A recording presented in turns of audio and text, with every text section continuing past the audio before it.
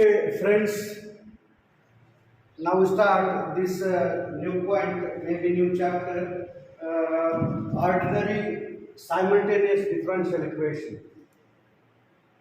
In the MCQ point of view, this one, that is ordinary simultaneous differential equations and total differential equations, are important one. So see which equations are ordinary simultaneous differential equations. The general form of simultaneous differential equations of first order and of first degree containing three variables is here: p1 dx plus q1 dy plus r1 dz is 0. p2 dx plus q2 dy plus r2 dz is 0, where the coefficients are functions of x, y, z. That is p1 q1 r1 and p2 q2 r2. These are the functions of x, y, z. Solving these two equations simultaneously, we get dx upon q1 r2. So how this is written, I want to take this one. That is, see here. So this is p1 dx plus q1 dy plus r1 dz is 0. Second equation is p2 dx plus q2 dy plus r2 dz is equal to 0. So here is the dx, here is the dx, okay. So dx upon, see how it is written, dx upon, this is q1 r2 minus r1 q2, here it's dy upon, it is cyclically r1 p2, that is p2 r1 minus p1 r2 dz upon p1 q2 minus q1 p2, or may be written as this because of p1 q1 r1 and p2 q2 r2, these are the functions of x, y, z. So we write instead of this is as dx upon p equals to dy upon q is equal to dz upon r. Thus simultaneous equations one can always be put into the form 2. हे equations दोन्ही आपण हे एका form मध्ये लिहितोय. So these are the ordinary simultaneous differential equations. So method of solving this simultaneous linear differential equations. So there is a method one. So see the example. हे आपण MCQ मध्ये हे एक्झाम्पल्स, लहान लहान एक्झाम्पल्स तुम्हाला विचार म्हणजे सोल्युशन काय असेल असं विचारलं जाईल. तर बघा, dx upon yz is dy upon is equal to dy upon zx is dz upon xy. म्हणजे dx upon p equals to dy upon q which is dz upon r. Now we take first two fractions. हे तीन fractions आहेत. आपले पहिले दोन fractions घेतले तर त्याच्यातून z कॅन्सल होईल, म्हणजे राहील dx upon y is equal to dy upon x. Variables separate केले म्हणजे dx चा कोएफिशिएंट हा फंक्शन ऑफ x करा आणि dy चा कोएफिशिएंट फंक्शन ऑफ y. म्हणजे हेच इक्वेशन आपण x dx is equal to y dy असं लिहितोय.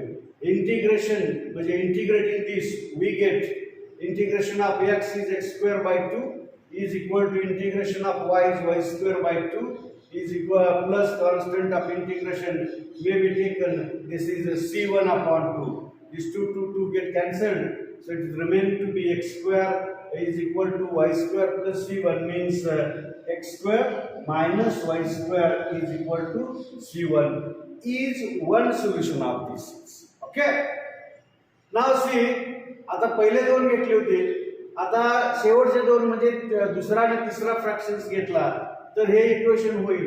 ओके, म्हणजे त्याच्यातून x कॅन्सल होईल, राहील dy upon z is dz upon y. परत एकदा व्हेरिएबल सेपरेट करा आणि इंटिग्रेट करा, you will get the solution as y square minus z square is equal to c2. So complete solution म्हणजे दिलेल्या इक्वेशनची दोन सोल्युशन्स आहेत, एक x square minus y square is c1 आणि दुसरा y square minus z square is c2. आता हेच फक्त दोन्ही सोल्युशन असतात का, तर तसं नाही. आपण काय केलं ते पहिला दुसरा घेतला, दुसरा तिसरा घेतला, पहिला आणि तिसरा घेऊ शकतोय का नाही? घेऊ शकतो पहिला आणि तिसरा. पहिला काय आहे तर dx, पहिला काय तर dx अपॉन yz, लास्टचा आहे dz upon xy. So y cancel होईल, राहतं काय तर dx upon z is equal to dz upon y. म्हणजे व्हेरिएबल सेपरेट, एक मिनिट, y कॅन्सल होतो, इथं राहतो x. व्हेरिएबल सेपरेट केलं तर x dx is equal to z dz. Integrate करा इथंच, इंटिग्रेशन म्हणजे x square is equal to झेडचं झेड स्क्वेअर म्हणजे ऍक्च्युअली अपॉन 2 आहे. आणि कॉन्स्टंट ऑफ इंटिग्रेशन तिसरा घेतोय c3 अपॉन 2. म्हणजे हे तिसरं सोल्युशन मिळतंय x square minus z square is equal to c3. म्हणजे बघा, आपण मगाशी दोन सोल्युशन्स काढली होती, ती कुठं आहेत सोल्युशन्स तर इथं आहेत. पण तिसरं सोल्युशन काय मिळालं आपल्याला? पहिल्या आणि तिसऱ्यावरून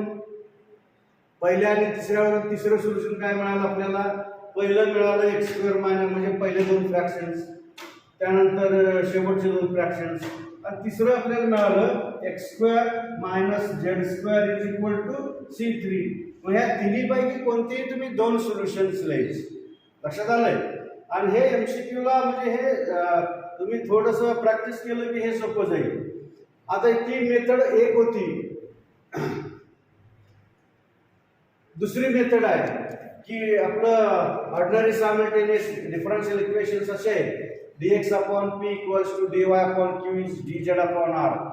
So we can write this as, म्हणजे आपण हायस्कूल मध्ये ऍक्च्युअली बघितलंय की a upon b is equal to c upon d. तर आपण प्रत्येक फ्रॅक्शन म्हणजे इज इक्वल टू लिहू शकतो a plus c upon b plus d, किंवा आणखी लिहू शकतो की ma plus nc divided by mb plus nd वगैरे वगैरे. हे हायस्कूल अल्जेब्रावरून आपण असं लिहू शकतो. मग आपण एलिमेंट असे तीन काहीतरी कॉन्स्टंट्स किंवा फंक्शन्स ऑफ एक्स घेतलं, मग आपण त्याला पुढे मल्टिप्लायर्स असं म्हणणार आहे. मग ते काय लिहिलं तर l dx plus m dy plus n dz upon lp plus lq plus nr. मग हे choose element in such a way that the denominator is 0 means lp plus lq plus nr is 0. असे multipliers choose करा की lp plus mq plus nr हे 0 आलं पाहिजे. ते जर 0 आलं तर आपण लिहिणार की l dx plus m dy plus n dz is equal to 0. आणि मग ते सॉल्व करून जे सोल्युशन येईल ते एक सोल्युशन असेल. एक्झाम्पलच बघूया, म्हणजे आपल्याला एखादं साधं एक्झाम्पल इथं आता साधं एक्झाम्पल बघतो मी, एक minute. Okay, no problem, we take down this one, no problem.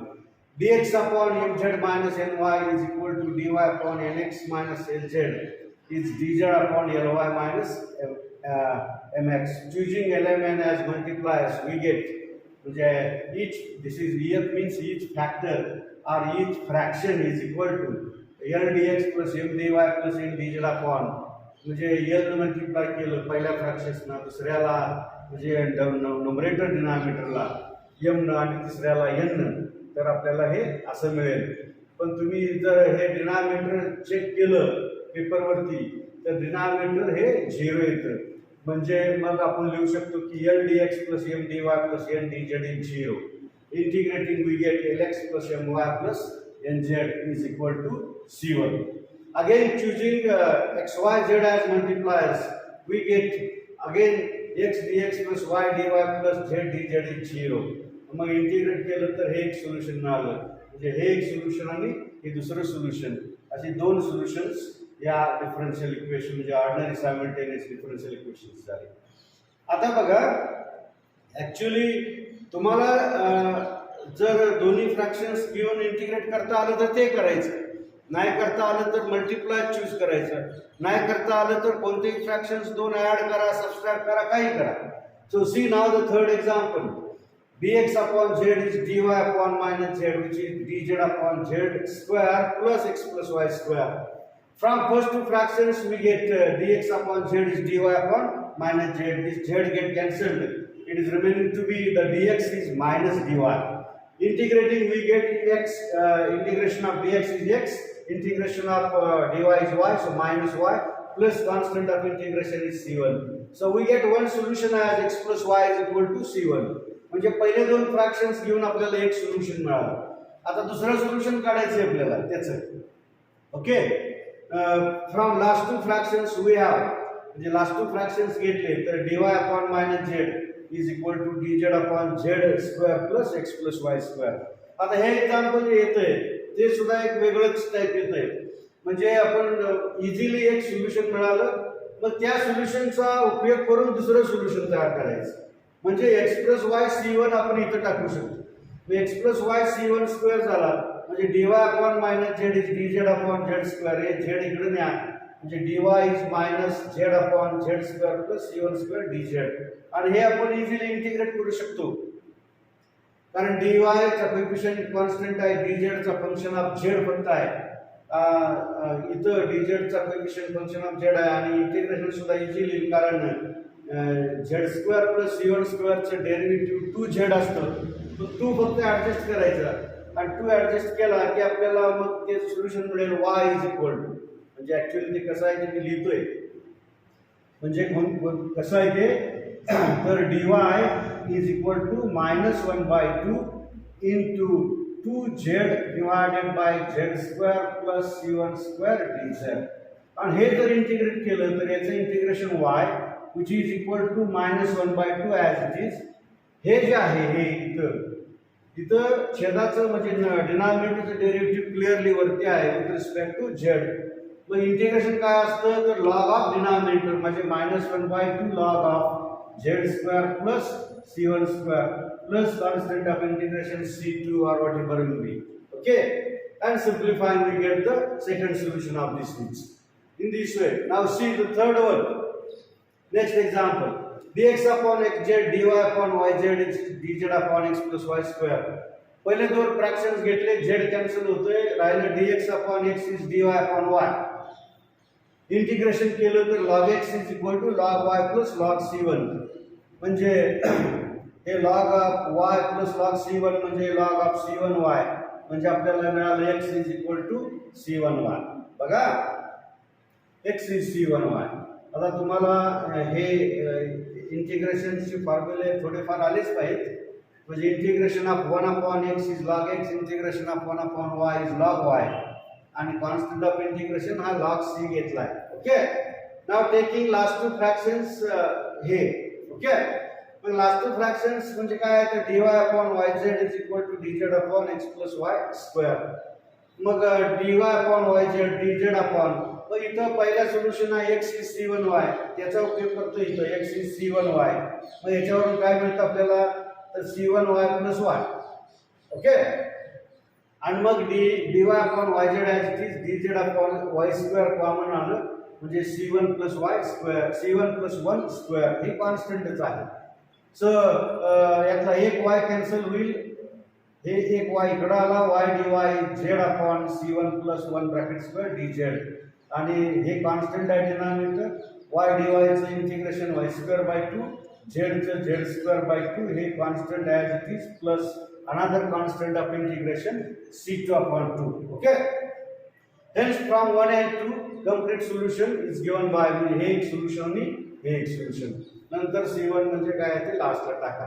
Okay, त्यानंतर हे एक्झाम्पल आहे dx upon x into y minus z, dy upon y into z minus x is dz upon z into x minus y. आहे अशी बेरीज केली तर म्हणजे हे तिन्ही फ्रॅक्शन्स ऍड केले म्हणजे नंबरेटर वेगळा ऍड, डिनॉमिनेटर वेगळा ऍड. ओके, आपण हायस्कूल अल्जेब्रामध्ये करतो तसं. तर हे डिनॉमिनेटर 0 येतोय म्हणजे dx plus dy plus dz हे 0 आलं, याचं integration x plus y plus z is c1. Okay, ना मग ह्यातनं x बाजूला काढला, y काढला, z काढला तर y minus z minus x, z cancel होतोय, राहिलं y मायनस x, परत x मायनस y, हे सगळं कॅन्सल होतंय. म्हणजे x y z इथला काढून टाकला तर याचा अर्थ 1 अपॉन x, 1 अपॉन y आणि 1 अपॉन z हे मल्टिप्लायर्स आहे. हे बघा इथं. मग हे dx upon x, dy upon y, dz upon z is 0. Integrate केलं तर log x log y plus log z is equal to log of c2 आणि log ऑफ हे लॉगरिथमचे रूल्स प्रमाणे it is log of x y z is log c2 म्हणजे x y z is c2. मग दोन solution आली ही दोन solutions may be asked in the MCQ. Actually complicated विचारणार नाहीत पण हे कॉम्प्लिकेटेड नाही आहे.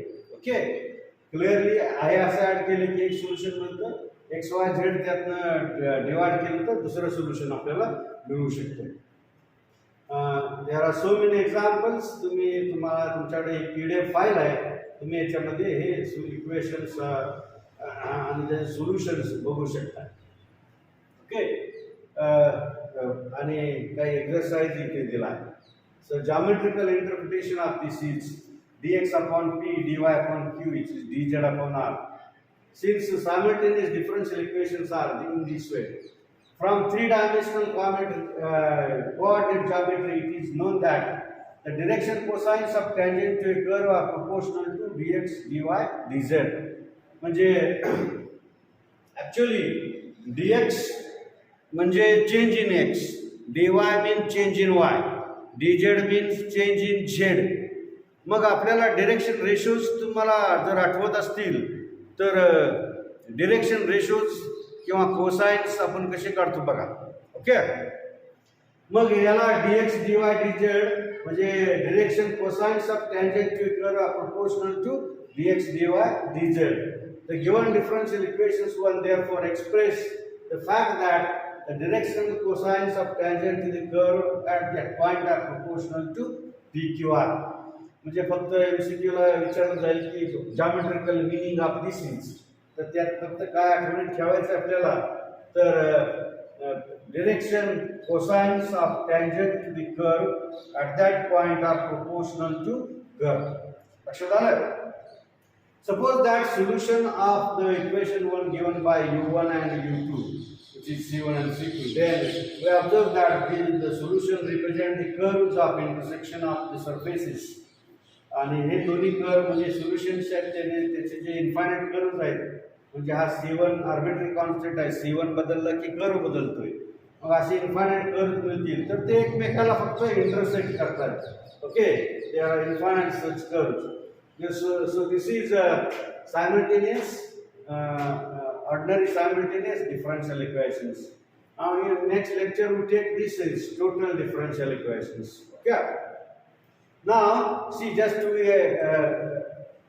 revise this one. So from this paper, that is second order differential equations, total differential equations and simultaneous differential equations. So the second order differential equation is a big chapter. Actually जर हे online वगैरे काय नसतं तर या PDF नसत्या तर आपल्याला प्रत्येक चॅप्टरला 7-8 लेक्चर्स लागतात ॲक्च्युली. ओके, पण आपल्याकडे हे PDF तयार आहे, त्याचाही तुम्ही फायदा घ्या. तर second order linear differential equation is of this type: d2y by dx square plus p into dy by dx plus qy is equal to r. We can solve this differential equation, second order linear differential equation, using these four methods. One solution is known: solution by change of dependent variable, solution by change of independent variable. We are not interested in this one, that is in this fourth one. Okay, no problem. MCQ त्याच्यावरती काय विचारलं जाणार नाही. Complete solution when one integral is non. हे कसं आपण यात सगळं आहे तर तुम्ही यातला यू कसा काढायचा ते MCQ ला विचारलं जाईल. म्हणजे ते कुठं आहे ते इथं येतं. म्हणजे नोन सोल्युशन कसं काढायचं तर p प्लस qx झिरो आहे का बघायचं. u इज x और y is x is known solution. 1 plus p plus q झिरोला e रेस टू x आहे, 1 minus p plus q 0 e raised to minus x आहे. In this way. ओके, तुमच्याकडे सगळं आहे. युनिव्हर्सिटीचे क्वेश्चन पेपर येणार आहे नाही, आपल्या लेवललाच आहे, त्यामुळं तुम्ही थोडासा अभ्यास करा. काही क्लिष्ट क्वेश्चन्स त्यात असू शकतील. म्हणजे कॉलेज लेवलला एक्झाम आहे म्हणून तुम्ही शांत बसाल तर ते चुकीचं आहे. ओके, पहिली मेथड चेंज ऑफ डिपेंडंट व्हेरिएबलला दुसरं नाव आहे फर्स्ट ऑर्डर डेरिव्हेटिव्ह. त्याच्यामध्ये काय आठवणीत ठेवायचं मी तुम्हाला त्यावेळी सांगितलंय की हा यू जो आहे, you e raised to minus 1 by 2 into e, this is integration of p dx. हा u आठवणीत ठेवायचा आहे. q1 म्हणजे काय आठवणीत ठेवायचं आहे. r1 म्हणजे काय आठवणीत ठेवायचं आहे. q म्हणजे 1/4 p square minus half of dt by dx. जे लेक्चर्स हे बघत असतील माझी यूट्यूबची त्यांना MCQचा ज्यादा प्रॉब्लेम येणार नाहीये, कारण मी वेळोवेळी सांगतोय की यू कुठला आठवणीत ठेवायचा q1 म्हणजे ते येतील त्याच्यामध्ये, लक्षात ठेवा. ओके, ही झाली पहिली मेथड. दुसरी मेथड झाली डिपेंडंट व्हेरिएबलची. तिसरी इंडिपेंडंट व्हेरिएबलची आहे, by change of independent variable. Independent variable जे असतं ते एक्स असतं आणि वाय डिपेंडंट असतं. म्हणजे आपण एक्स बदलतोय झेडला, आणि ही मेथड आहे तुमच्यापाशी, तुमच्याजवळ ते आहे. So first chapter ordinary simultaneous differential equation, second chapter here is that. Method of variation parameters ही आपण घेणार नाही आहे, कारण MCQला त्याचा काय विषय येणार नाही आहे. दिस इज गॅरंटेड. ऑर्डिनरी सायमल्टेनियसला तुम्हाला सोपे एक्झाम्पल्स असे विचारले जातील की याची सोल्युशन्स कोणते आहेत, खाली पर्याय असतील, तर याची सोल्युशन्स तोंडी तुम्हाला काढता आले पाहिजे. की तोंडी हे दोन फ्रॅक्शन्स घ्यायचे, झेड कॅन्सल होते, dx अपॉन वाय बरोबर dy अपॉन एक्स राहतंय. व्हेरिएबल सेपरेट केले की x dx is equal to y dy, आणि इंटिग्रेशनला x square minus y square c1 हे पहिलं सोल्युशन. दुसरे दोन फ्रॅक्शन्स घ्या किंवा पहिला आणि तिसरं घ्या, you will get the third solution. So next time we start, the next one is the total differential equations. Total differential equations. Here is that. This is also important chapter, total differential equations. Next time we start the next chapter. Okay, no more. This is sufficient for you.